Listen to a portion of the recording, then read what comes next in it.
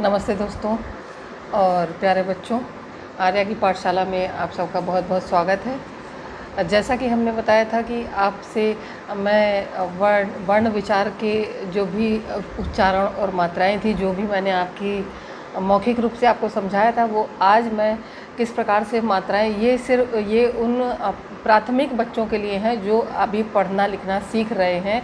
ये उनके लिए भी है और उन लोगों के लिए भी है जो गलत लिखते हैं और बड़े हो गए हैं और तब पर भी उनकी मात्राएं कहीं गलत हो जाती हैं, कहीं पर कुछ गलत लिख देते हैं। तो वे इस चीज़ को अच्छी तरीके से समझ लें और वे मात्राओं की, उच्चारण की और वर्तनी की त्रुटियां ना करें। तो अभी मैं कैमरा नीचे डाउन करूंगी और आपको ये दिखा दूंगी कि किस प्रकार से कौन सी मात्रा किस प्रकार से लिखी जाती है, और बाकी सारी चीज़ें मैं आपको पिछले बाकी के एपिसोड्स में बता चुकी हूँ कि किन किन जो है अक्षरों को, किन वर्णों को कैसे बोला जाता है, उनको किस प्रकार से उनका उच्चारण किया जाता है, वो सारी चीज़ें मैं आपको बता चुकी हूँ। और बाकी मात्राएं जो है वो मैं आपको इसमें अभी आगे बता दे रही हूँ। Camera down.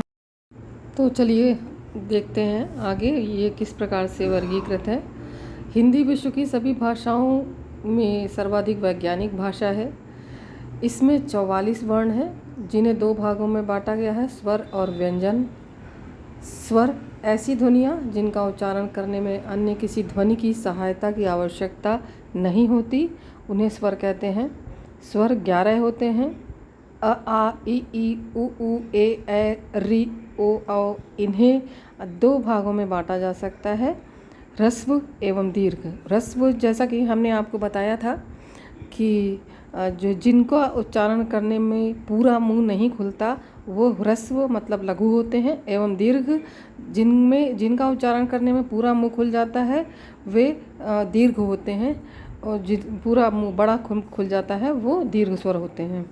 जिन स्वरों के उच्चारण में अपेक्षाकृत कम समय लगे उन्हें ह्रस्व स्वर, एवं जिन स्वरों के उच्चारण में अधिक समय लगे उन्हें दीर्घ स्वर कहते हैं। इन्हें हम मात्रा द्वारा भी दर्शा रहे हैं। तो ये मात्राओं के साथ में जो है देखा जाए, स्वरों की मात्रा के रूप इस प्रकार हैं। अ में कोई मात्रा नहीं, दीर्घ आ में आ की मात्रा,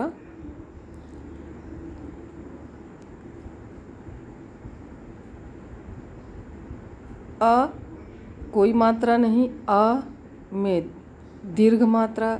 ई में मात्रा जो होती है वो वर्ण के बाईं तरफ लगती है और दाहिनी तरफ इसकी टेल जाती है। और दीर्घ ई जो है इसकी मात्रा दाईं तरफ से लगती है और इसकी टेल बाईं तरफ को जाती है। और ऊ की जो मात्रा होती है वो गोल होकर के नीचे से ऊपर को जाती है, और ऊ की मात्रा नीचे से गोल होकर के और नीचे चली जाती है। और ए की मात्रा वो एक मात्रा होती है जो कि किसी भी व्यंजन के वर्ण पर लगाई जाती है। जैसे क पे लगा दी ए की मात्रा तो के हो गया, न पे लगा दी तो ने हो गया।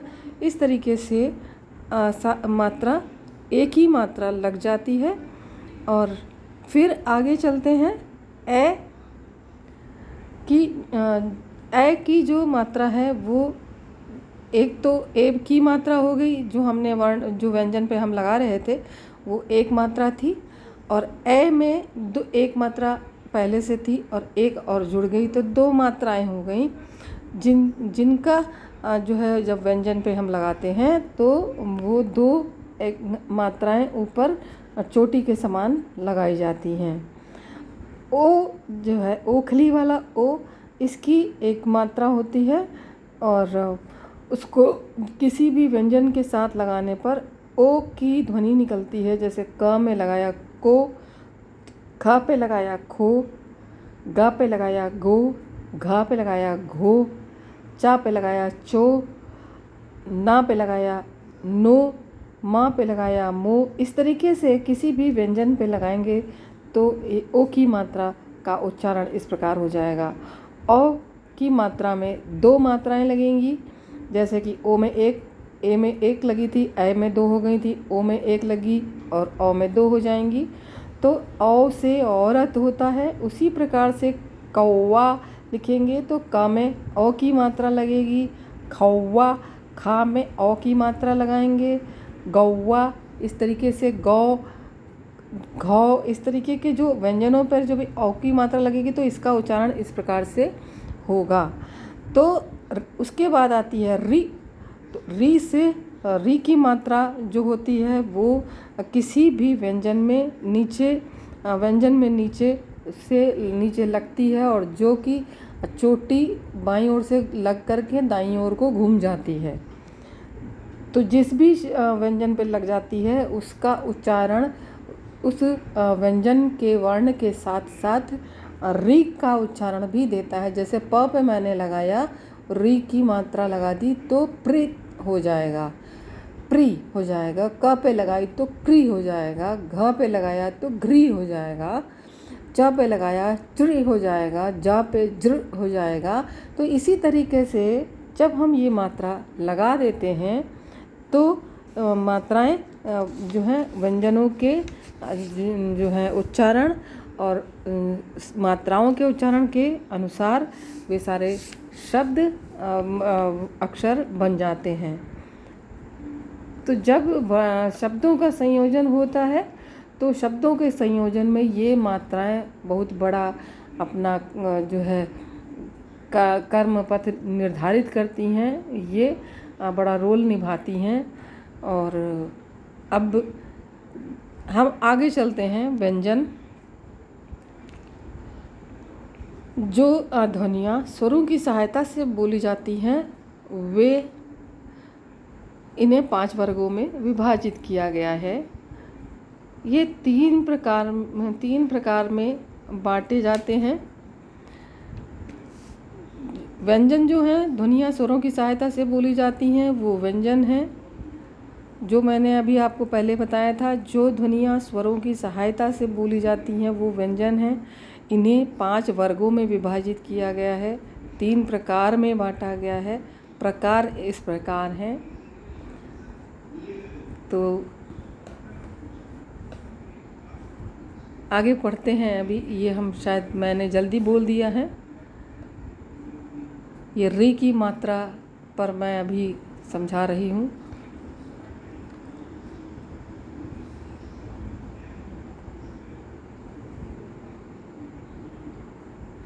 तो किसी भी व्यंजन पे जब ये मात्रा लग जाएगी तो वो री की जो है ध्वनि देता है। पृथ्वी, पृथा, कृत, कृतार्थ, कृतघ्न, इस तरीके की जो है उच्चारण उसमें होते हैं। और अब हम व्यंजन पढ़ते हैं। व्यंजन जो हैं जो ध्वनियाँ स्वरों की सहायता से बोली जाती हैं वे व्यंजन हैं। इन्हें 5 वर्गों में विभाजित किया गया है, 3 प्रकार में बांटा गया है। 3 प्रकार होते हैं स्पर्श, अंतस्थ, ऊष्म। स्पर्श जो होते हैं जो कि हमारे अब जहाँ से शब्दों का उच्चारण होता है उस स्थान को स्पर्श करे। जैसे दांतों को, जीभ जो है दांतों को छूती है। कंठ से उच्चारण होता है। अंतस्थ जो अंत से निकलता है। ऊष्म जो शब्दों के शब्द का उच्चारण के समय जो फेफड़ों से वायु निकलती है और वो कंठ स्वर यंत्र से टकराती है तो वो ऊष्मा जो पैदा होती है वो ऊष्म शब्द कहलाते हैं। ये हम अभी आपको एक एक करके बताएंगे। स्पर्श में देखिएगा, स्पर्श में आते हैं क वर्ग, च वर्ग। स्पर्श में आते हैं क वर्ग, क, ख, ग, घ, ङ। च वर्ग में च, छ, ज, झ, ञ। ट वर्ग में ट, ठ, ड, ढ, ण। त वर्ग में त, थ, द, ध, न। ये प वर्ग में प, फ, ब, भ, म। ये 5 वर्ग हो गए। क वर्ग, च वर्ग, ट वर्ग, त वर्ग, प वर्ग। ये 5 वर्ग व्यंजन के मुख्य व्यंजन हैं जो ये सारे जो है सभी में ध्वनि जिस प्रकार से निकलेगी वो उसी ध्वनि का सहायता से, उसी ध्वनि की सहायता से बोला जाता है और वो व्यंजन कहलाता है। अब अंतस्थ में आ जाते हैं। अंतस्थ में शब्द होते हैं त, र, ल, व। ये अंतस्थ मतलब अंतर से निकलने वाला होता है। ऊष्म में श, स, स, ह। उच्चारण करके आप देखिएगा तो आपको समझ में आएगा कि ऊष्म किस प्रकार से बोले गए और अंतस्थ किस प्रकार से बोला गया है। अब आते हैं संयुक्ताक्षर। संयुक्ताक्षर 4 होते हैं। क्ष, ये मैंने आपको पहले भी बताया था कि ये क्ष होता है, छ नहीं होता। च वर्ग में जो छा आता है वो छा से छाता नहीं है, ये है क्ष। श कैसे बना? क प्लस क्ष, का हलंत और क्ष हलंत। तो कुल मिला ये क हलंत लगाने से शब्द वर्ण आधा हो जाता है। तो ये क आधा और श आधा क्ष हो गया, तो क्षत्रिय। इस प्रकार से इसको छा नहीं बोलेंगे, क्ष बोलेंगे। अब आता है दूसरा संयुक्ताक्षर त प्लस र। त हलंत प्लस र हलंत, त आधा र आधा, दोनों मिलकर के एक वर्ण बना त्र। त्र ये उच्चारण से आप देखिएगा र आकार, आकार वाला शब्द है, वर्ण है। ज्ञा। अब आता है ज्ञा। ज्ञा में अक्सर लोग ज्ञा बोलते हैं तो ग और या लगा दिया करते थे तो ज्ञा हो जाता था, लेकिन वो गलत है जो कि बोला जा रहा है। इसको ज और आधा ज मतलब ज हलंत प्लस या हलंत, या चा छा जा झा या वाला या हलंत माने आधा हो गया। हलंत लग जाने से वर्ण आधा हो जाता है, उसको आधा मानते हैं। और ज हलंत तो ज भी आधा हो गया, तो ज या जिया, तो ज्यां से उसको ज्यां ज्यां करते हुए उसका ये जो अपभ्रंश स्वरूप हो गया ज्ञा। तो अब वो विज्ञान से विज्ञान हो गया, ज्ञा हो गया ज्ञानी, ज्ञानी। अक्सर जनरली लोग जो शुद्ध बोलते हैं वो इस प्रकार से बोलते हैं, विज्ञान, विज्ञानी, ज्ञानी, इस तरीके के शब्द बोलते हैं। और जो आजकल के बच्चे पढ़ने वाले हैं इसको ज्ञा पढ़ते हैं। आगे आते हैं श्र। श्र में भी इसी तरीके से संयुक्ताक्षर हैं क्ष, श हलंत और र हलंत अ, तो श र अ श्र। तो ये 3 वर्ण मिलकर के, 3 आधे आधे वर्ण मिलकर के वो बड़ा एक पूरा वर्ण बना श्र।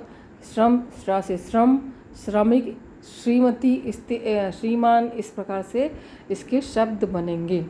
अब आते हैं वर्णों के उच्चारण के स्थान। तो उस स्थान के अनुसार उस शब्द की जो है वर्गीकरण करते हैं, उसकी ध्वनि के अनुसार, ध्वनि का स्थान के अनुसार उसको शब्द की जो है परिभाषा दी जाती है। आ तथा का वर्ग और विसर्ग वाले शब्द कंठ और कोमल तालु, ये कंठ्य शब्द होते हैं। इसके बाद ई च वर्ग य श तालु, इनको तालव्य शब्द, तालव्य वर्ण कहते हैं, तालव्य हो जाते हैं। और फिर री ट और ट वर्ग र श मूर्धा, मतलब मूर्धन्य। मूर्धा में आपको बताया था जीभ की टिप जिसको छूती है वो। बोलते समय देखिए री ट र श, ये जीभ को जो टिप होती है वो तालु की टिप को छुए तो वो मूर्धन्य, मूर्धा होता है, मूर्धन्य शब्द वर्ण कहलाता है। ल लुई और त वर्ग ल सा दंत, जब दांत, जीभ जो है दांतों को छूती है तो वो शब्द दंत्य कहलाते हैं।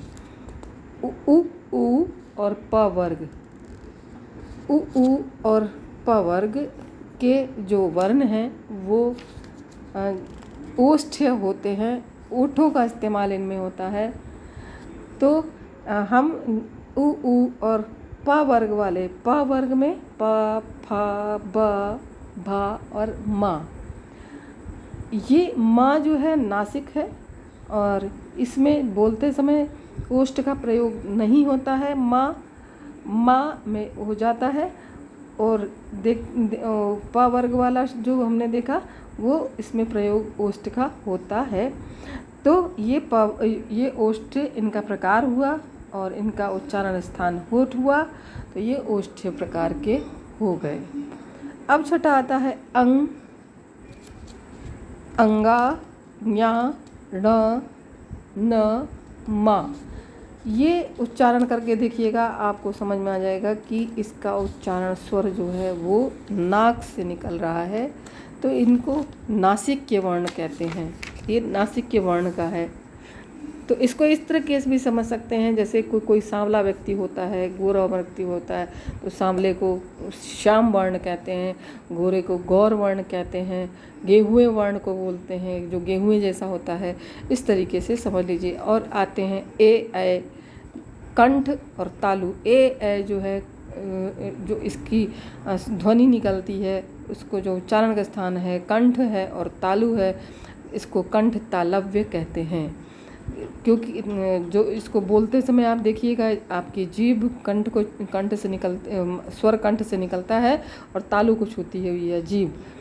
अब आगे चलते हैं ओ औ।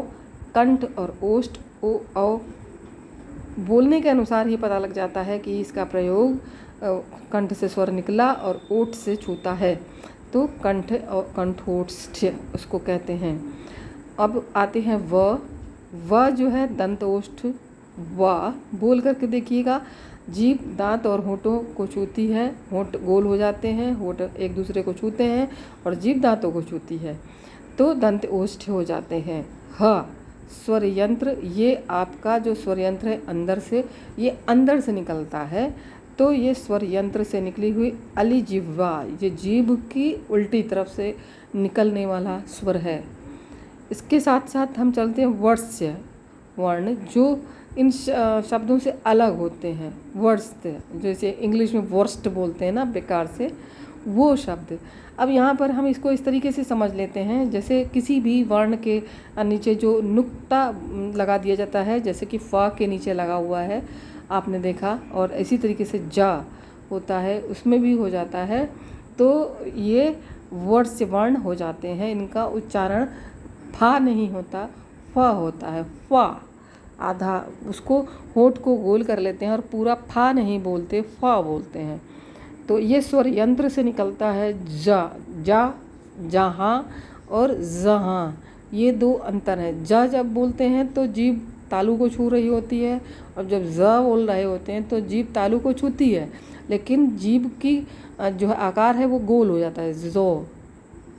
इस तरीके से आपके सारे वर्ण हुए, और वर्ण का उच्चारण स्थान, वर्णों का प्रकार और वर्णों का जो है, तो आशा करती हूँ कि आप लोगों को जो है ये स्वर और उच्चारण के स्थान और मात्राएं, जो स्वर की मात्राएं थी जिनको कि हम व्यंजनों पे लगा करके शब्दों का विन्यास करते हैं, तो ये आपको समझ में आ गया होगा और बच्चे भी बहुत अच्छी तरीके से समझ गए होंगे।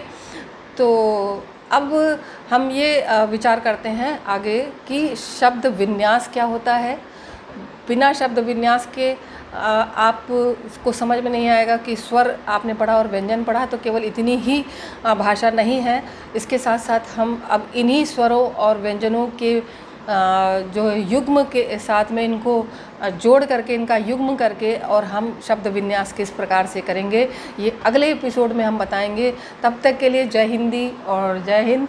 और आप सबसे वही रिक्वेस्ट कि जो है चैनल को सब्सक्राइब कर लीजिएगा और लोगों में शेयर करते रहिएगा, और नए नए वीडियोस को देखते रहने के लिए आप ज़रूर से ज़रूर सब्सक्राइब करने के बाद नोटिफिकेशन बेल ऑन कर दीजिएगा, ताकि हमारे नए वीडियोस आप तक पहुंचते रहें। क्योंकि हमारे वीडियोस आर्या की पाठशाला चैनल पर डेली आ रहे हैं। आपको 3 दिन हिंदी मिलेंगे और 3 दिन संस्कृत मिलेंगे, और एक दिन जो होगा वो टेक्स्ट बुक जो होती है, जो पाठ्य पुस्तक होती है, वो मैं पढ़ाना शुरू कर रही हूँ और मैंने किया भी है। संडे का दिन वो होगा। संडे के दिन आपको पाठ्य पुस्तक के चैप्टर मिलेंगे। जयप्रिया की पुस्तक है हमारे पास, और जो भी लोग जो पढ़ना चाहते हैं, अपनी पुस्तक को चाहते हैं कि मैं उनकी पुस्तक को भी पढ़ाऊँ, तो वे अपनी पुस्तक का नाम लिख दें, तो मैं उस पुस्तक को भी पढ़ा दूँगी। लेकिन वो संडे का संडे ही होगा। संडे के एपिसोड को आप ध्यान ध्यान में रखिएगा। वो संडे का दिन, रविवार का दिन जो है वो पुस्तकों के लिए है। बाकी जो है सोमवार से लेकर के बुधवार तक और बुधवार से लेकर के शनिवार तक ये हमारी दोनों भाषाओं के लिए है। ये भाषा अभी हिंदी चल रही थी, आगे मंडे से संस्कृत चलेगी और फिर हिंदी आ जाएगा और संडे को आपको टेक्स्ट बुक पढ़ाई जाएगी। तो इस तरीके से हमारा चलेगा। आप लोग जो है इस चीज़ को ध्यान रखिएगा और अपने अनुसार अपने एपिसोड्स को खोल करके देखते पढ़ते रहिएगा। और इसी के साथ साथ जय हिंद दोबारा से, एंड बाय बाय।